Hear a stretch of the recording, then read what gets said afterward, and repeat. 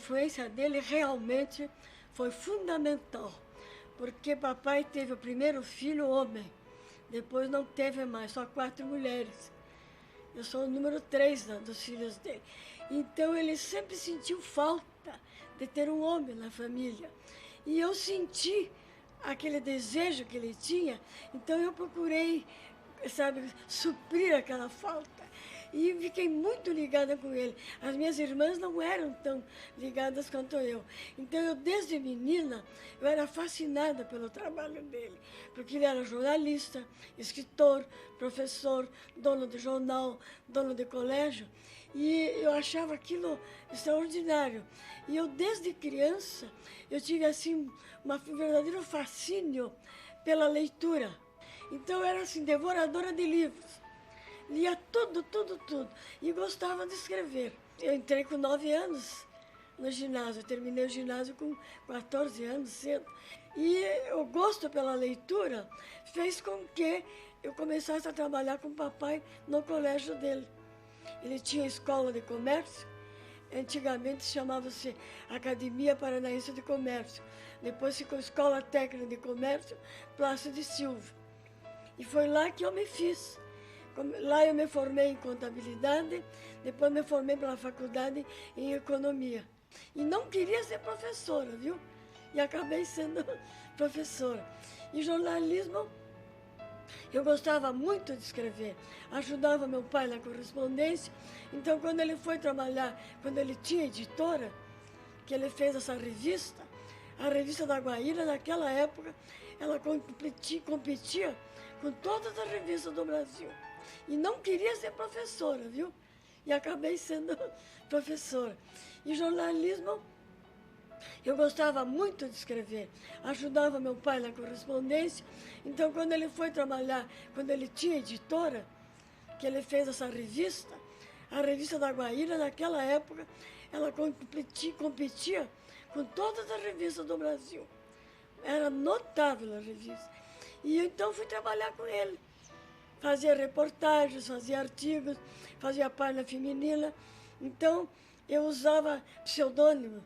Eu pedia JC, Dulce Mary, sabe? Fazia nomes diferentes. E comecei assim no jornalismo. Na Gazeta do Povo, eu tenho 51 anos. Porque você sabe, meu pai era diretor do jornal, proprietário do jornal, mas ele, naquele tempo, não tinha mulher em redação. Interessante, não é? Então, eu comecei a trabalhar, mas em casa. Nunca trabalhei na redação do jornal. E até hoje. Quando papai vendeu o jornal, e a direção aceitou que eu continuasse mandando a minha correspondência sem ir lá trabalhar. Eu me lembro quando fui convidada para conhecer as obras sociais da Eva Peron.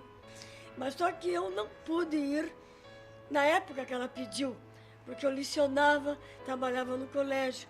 Então eu fui nas férias. E quando eu cheguei em Buenos Aires, a dona Evita, né, já estava doente.